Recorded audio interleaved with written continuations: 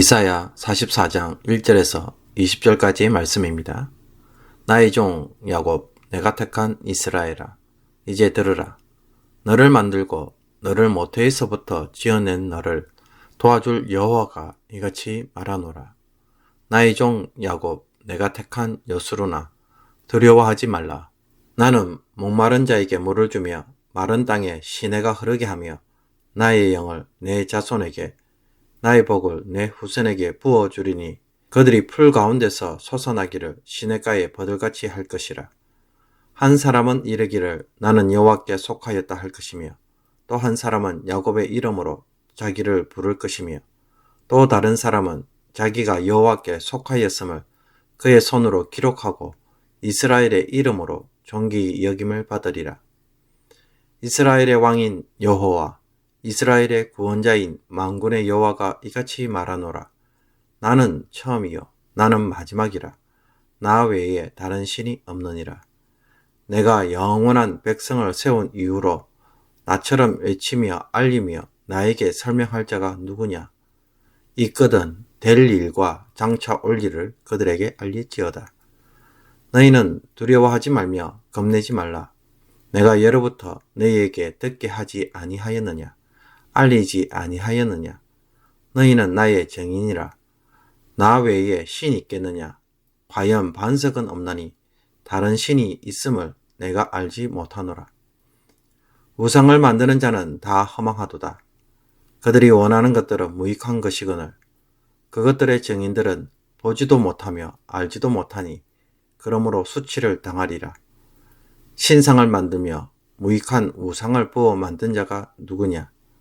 보라, 그와 같은 무리들이 다 수치를 당할 것이라. 그 대장장이들은 사람일 뿐이라. 그들이 다 모여 서서 두려워하며 함께 수치를 당할 것이니라. 철공은 철로 연장을 만들고 숯불로 일하며 망치를 가지고 그것을 만들며 그의 힘센 팔로 그 일을 하나. 배가 고프면 기운이 없고 물을 마시지 아니하면 피로하니라.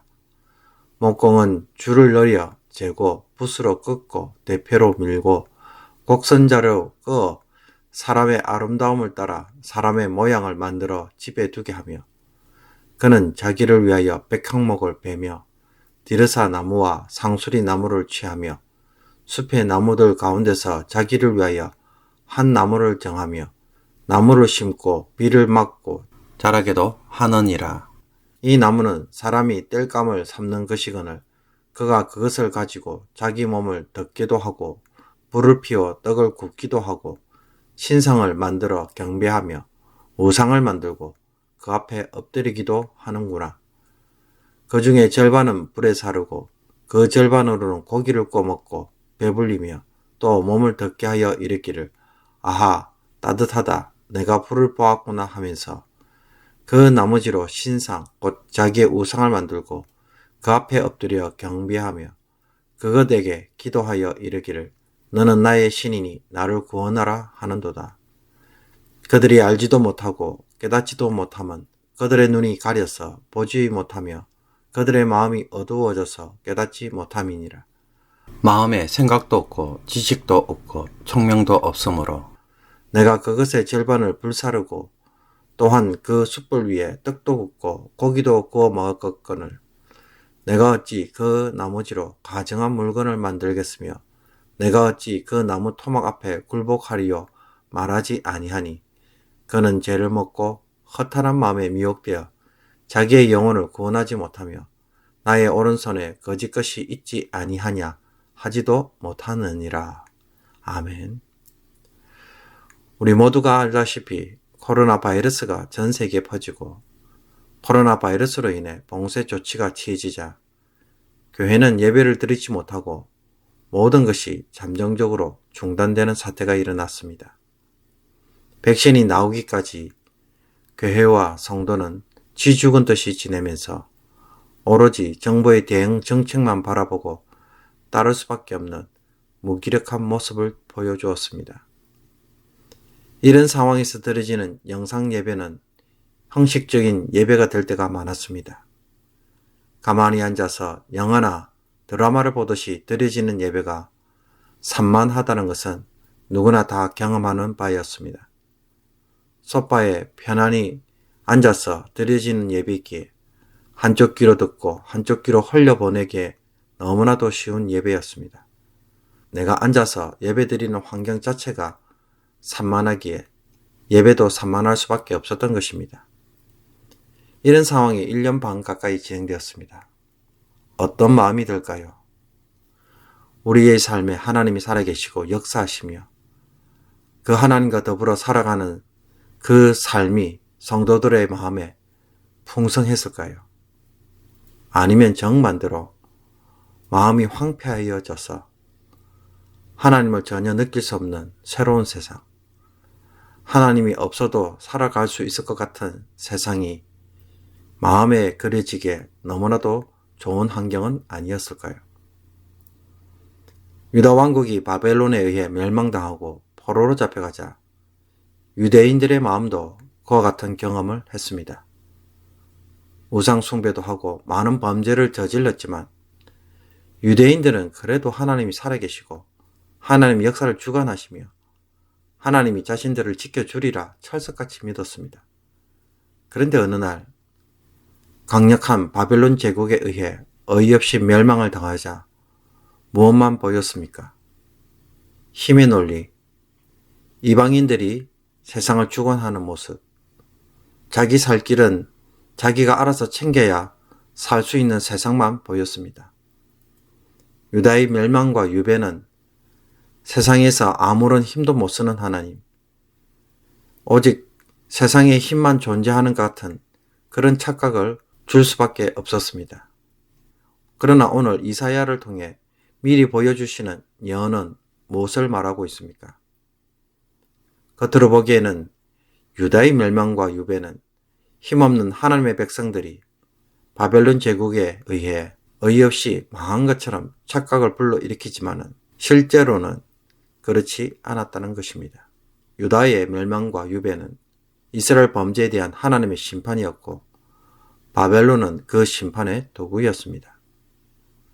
그러므로 하나님의 심판이 끝나면 어떻게 됩니까? 유대인들은 다시 돌아올 것입니다.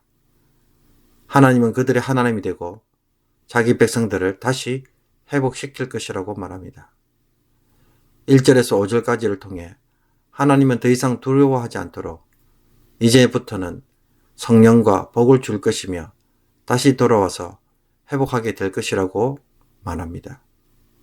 그래서 사람들은 자신들을 하나님께 속한 자로, 야곱으로, 이스라엘이라는 이름으로 다시 부르게 될 것이라고 말해주고 있습니다.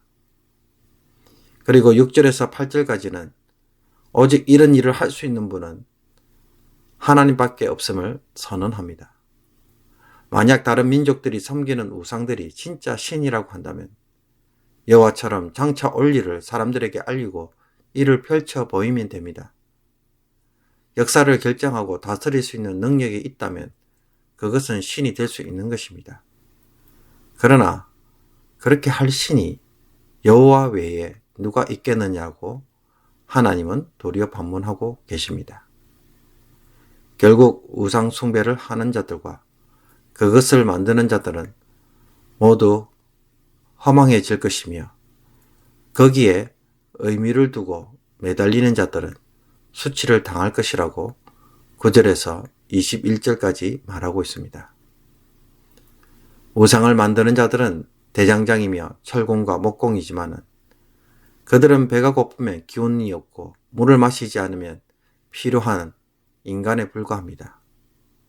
더욱이 우상을 만드는 그 나무는 사람이 자기를 위해 심은 나무며 한편으로는 땔감으로 한편으로는 우상으로 만든 것입니다.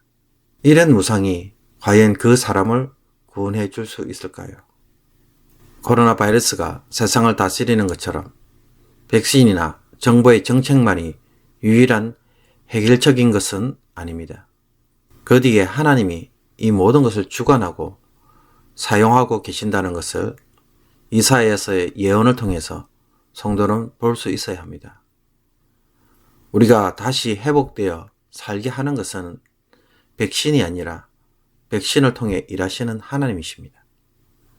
그러므로 세상만 바라보고 이 세상을 주관하는 이방인들의 생각과 그들이 섬기는 우상에 눈을 돌리고 의지한다면 어떻게 되겠습니까? 이것을 보지 못하면 이 코로나 바이러스가 창궐하는 이 시대에 수많은 사람들이 믿음에서 실족하게 될 것입니다. 이제는 하나님이 없이도 살 수 있을 것 같은 착각에 빠지고 신앙의 가치라는 것은 이 코로나 바이러스 시대에 아무런 힘도 없고 무기력한 것처럼 어리석은 판단을 합니다. 코로나 바이러스를 통해 하나님이 일하실 때에 나는 어떤 사람인 것을 증명하고 있습니까? 하나님이 코로나 바이러스로 이 시대의 성도들의 믿음을 한번 흔드실 때에, 시험하실 때에 우리는 어떤 모습으로 하나님 앞에 응답하고 있습니까? 그러므로 상황만 바라보고 넘어지고 실족하는 자들이 아니라 우리의 진정한 왕과 구원자는 하나님이심을 바라보면서 역사의 주관자이신 하나님 앞에서 우리의 마음이 정금같이 나오기를 주님의 이름으로 축복합니다. 기도드리겠습니다. 우리의 눈이 너무 좁고 근시안이라는 것을 고백합니다. 하나님이 아닌 코로나 바이러스가, 백신이, 정부가 이 세상의 주권자인 것처럼 착각하지 않게 하여 주옵소서. 하나님이 안 보이시기에 하나님 없이도 살아갈 수 있는 것처럼 여기고, 그래서 영적으로 무기력해지고 신앙의 가치는 땅바닥에 집어던지는 어리석은 착각을 하지 않게 하여 주옵소서. 이 모든 것을 통해 하나님은 우리가 생각하지 못한 일들을 하고 계시고 이 코로나 바이러스도 하나님의 섭리의 장중에 이루어지고 있음을 보게 하여 주셔서 이것 때문에 도리어 하나님을 더욱더 경외하는 성도의 믿음이 되게 하여 주옵소서. 코로나 바이러스로 우리를 시험할 때에 더 신실하기를 원합니다. 더 하나님을 의지하기를 원합니다. 더 기도가 깊어지기를 원합니다. 오늘도 이 세상의 모든 것을 주관하시는 하나님을 바라보게 하여 주셔서 사람의 지혜와 능력과 우상에게 답이 있는 것처럼 유혹에 빠지는 어리석은 일들을 하지 않게 하여 주옵소서. 여기에 우리의 마음이 기웃거리지 않도록 도와주옵소서. 오직 우리의 눈이 하나님만 바라보는 거룩한 한날이 되게 하여 주옵소서.